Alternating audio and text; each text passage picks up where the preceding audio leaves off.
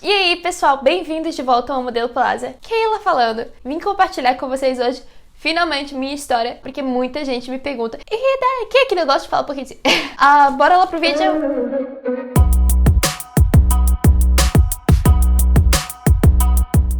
Eu acho que a primeira tacada que eu dei foi com 12 para 13 anos de idade. Sim, eu tava matando aula no shopping com a minha melhor amiga da época. E esse homem parou a gente com um panfletinho assim: vocês não querem participar de uma convenção? Vocês vão ser modelos, nós descobrimos tal top, tal top, tal top. E a gente ficou assim, voltou pra casa correndo.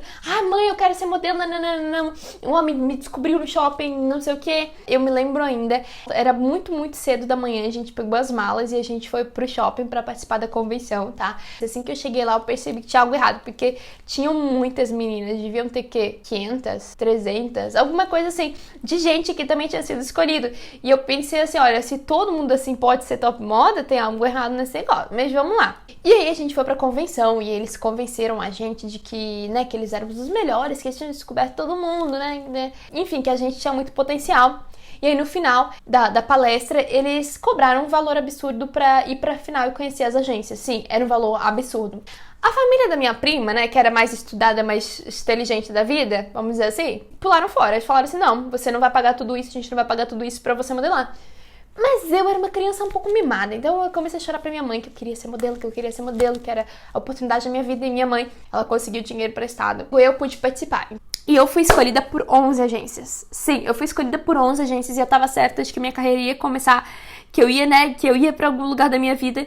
E assim, terminou a convenção, passou um mês, passou 2, passou 3, lá pelo 4º mês, nenhuma agência entrou em contato. E eu assim, pera, tem algo de errado, eu vou entrar em contato com as agências de verdade pelo site delas e perguntar o que tá acontecendo.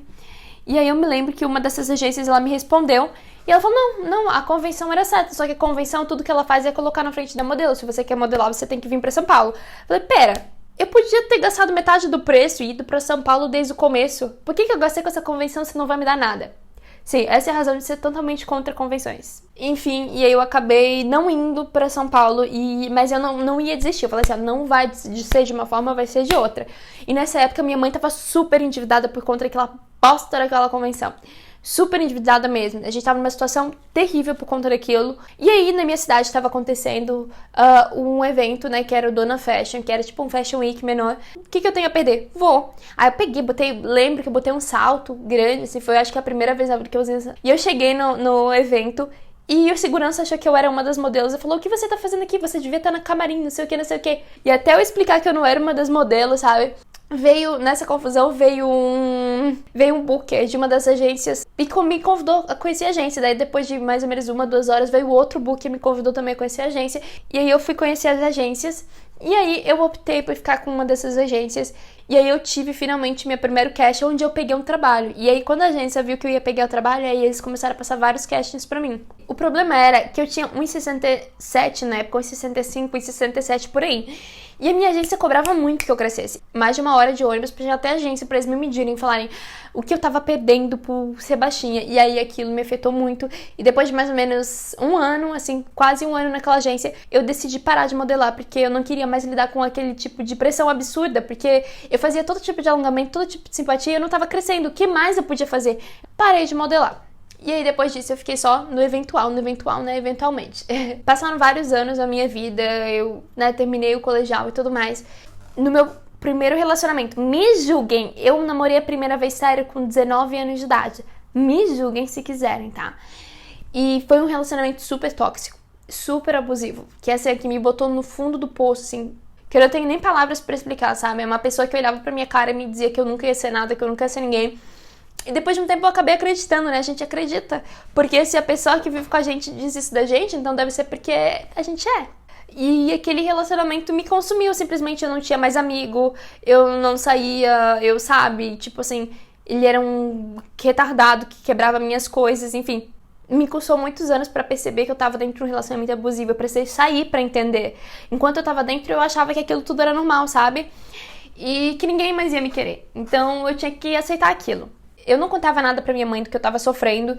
E um dia eu fui tomar café da tarde na casa dela e ela me contou, né, de pessoas que começaram junto comigo, que ainda estavam tentando e ainda estavam lutando. E algumas delas tinham conseguido ir pro internacional. E eu pensei, poxa, Se eles nunca desistiram, por que eu desisti? O que tinha de errado comigo pra eu desistir, sabe? E a verdade é que naquela época eu tava sofrendo muito com a separação dos meus pais e tudo mais. E era muita pressão pra eu lidar, sabe? Enfim, depois de ter aquela conversa com a minha mãe, eu decidi submeter o meu material. Mas mesmo assim, por alguma razão da vida, eu recebendo o retorno das agências e eu não fui de cara. E pra mim, a gota d'água foi quando esse meu ex, ele tentou atacar minha irmã. Sim, ele tentou atacar minha irmã, porque enquanto ele me atacava, jogava as coisas em mim, enquanto ele quebrava as minhas coisas, enquanto ele me pisava, me humilhava, era só em mim, eu não me importava. Mas o dia que eu vi ele fazer isso com a minha irmã mais nova é meu xodó, gente.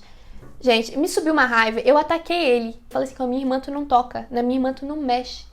Como vocês podem imaginar, a briga foi feia. No outro dia da manhã, minha mãe foi me buscar lá. Eu morava junto com esse menino e minha mãe foi me buscar. E, tipo, foi a pior burrice que eu fiz na minha vida. Aquele relacionamento que me arrependeu a alma. E eu me lembro da minha mãe falando, poxa, o sonho da gente, ele não morre. Ele fica dormindo dentro da gente. Então, você devia só ver se ele ainda tá aí em algum lugar. E nessa época a gente vivia numa situação financeira muito ruim. Bom, gente, eu tenho 4 irmãs, nós somos 5. E a minha mãe praticamente criou a gente sozinha, sem ajuda. Então, assim, nessa época a gente morava numa casa, gente. Pra vocês terem ideia da casa que a gente morava, era um puxadinho no fundo de outra casa. O terreno era baixo, então quando chovia, alagava tudo em volta. Chovia dentro de casa porque não tinha forro, então era balde em todo quanto é lugar. A gente tinha um banheiro só que, como não tinha descarga, a gente usava água da pia, porque não tinha encanamento pra pia e não tinha descarga. Então era um balde embaixo da pia, a água da pia caía no balde e a gente usava pra descarga. Aí nessa época eu também troquei de emprego e aí eu decidi, não, eu vou modelar. Então, eu fui até São Paulo conhecer as agências, assim, na cara, na coragem. Eu peguei lá meu busão, horas e horas. Fui, eu acho que em 8 agências, eu fui aceita por 7. E aí, eu finalmente escolhi uma agência que eu gostava muito. E essa agência falou, olha, você precisa emagrecer. Mas aí eu voltei pra casa, emagreci 10 quilos, eu troquei de emprego, eu juntei dinheiro. E aí, depois de alguns meses, eu voltei pra São Paulo. E aí, assim, o meu dinheiro, pagando aluguel, foi muito rápido o dinheiro que eu tinha juntado, sabe? A gente sabe quanto que a gente ganha com o salário mínimo, como é difícil juntar esse dinheiro. No final das contas, eu passei muito perrengue em São Paulo. Eu, assim, comi o pão amassadinho, porque, Jesus, e ainda assim, quando eu cheguei lá me pediram pra trocar o meu guarda-roupa, porque eu me vestia, eu vou deixar a foto aí como eu costumava me vestir. Eu não tinha nada, não tinha sapato nem nada. E meu dinheiro foi muito rápido em São Paulo. Foi muito rápido. E não é que eu tava gastando. Eu fui pro Brás e comprei roupa de 10 reais. E passou 3 meses e nada aconteceu na minha carreira. E aí eu comecei a ficar muito pra baixo. Eu comecei a ficar tipo, poxa, eu larguei um emprego que até era bacana, assim, numa clínica veterinária. Deixei minha família, eu deixei meus amigos, eu deixei tudo pra vir pra cá passar fome. Porque eu literalmente tava passando fome. Gente, eu fazia tudo freelance que aparecia, mas mesmo assim, como é um mercado muito competitivo, não é sempre que tem. Eu batia palma em auditório pra ganhar comida, pegava vários lanches lá, botava na minha mochila pra comer durante a semana. Eu trabalhei em pet shop, eu trabalhei fazendo bebida, bartender, sabe? O que aparecia eu pegava pra poder me manter em São Paulo e ficar mais tempo possível. Só que cheguei um ponto que eu estourei, que eu comecei a chorar e disse pras meninas, eu vou voltar pra casa porque eu não aguento mais essa pressão. Pra vocês terem ideia, eu cheguei a um ponto e eu comprava um pacote de bolacha e eu dividi esse pacote de bolacha em 3 vezes, sim. Eu simplesmente cheguei a um ponto que eu não podia mais viver daquilo. E eu não tinha coragem de falar pra minha mãe, ela não ia poder me ajudar de qualquer forma, então isso só fazia ela sofrer, eu não contei nada pra ninguém, fiquei sofrendo lá. E aí no dia que eu estourei, comecei a chorar. Uma das meninas, muito amor, falou assim, Keila, não desiste, se precisar, pega minha comida, você come comigo. E tipo assim, ela não tinha tanto, e ela tava dividindo comigo porque ela acreditava em mim, e aquilo me deu um gás. Se ela acredita em mim, se outras pessoas acreditam em mim, então eu acredito em mim. Dali pra frente eu comecei a praticar muito da lei da atração, comecei a ver as coisas muito de uma forma positiva. E eu pedi, Deus, se for pra eu ser modelo, tu coloca no meu caminho a solução pra eu não ter mais que viver dessa forma. Em 3 dias eu conheci uma pessoa maravilhosa que me ajudou, que foi a pessoa que assim mudou minha vida, sabe? Eu tive muitas meninas que me ajudaram. Dá pra ficar aqui o dia inteiro falando de gente que me salvou. Mas tinha gente ruim, sim.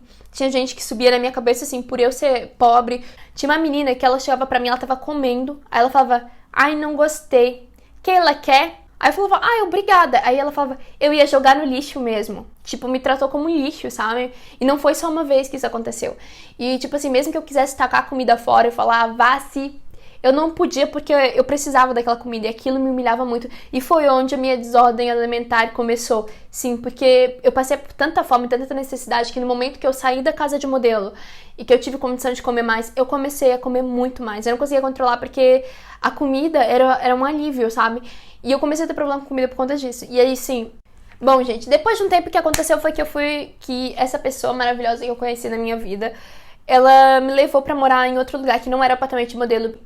Quando eu fui morar na República Feminina, em vez da apartamento de modelo, eu comecei a me sentir muito melhor, sabe? Eu tinha apoio, eu tinha pessoas que acreditavam em mim, mas eu não podia mais ir tanto pra agência de modelo, porque a República ficava muito longe. E a minha agência começou a me esquecer, começou a dizer, porque, né, você não tá me esforçando tanto. E aí, eu pedi muito pra eles que eles me mandassem ir pro exterior. E aí, depois de 2 anos em São Paulo, tá?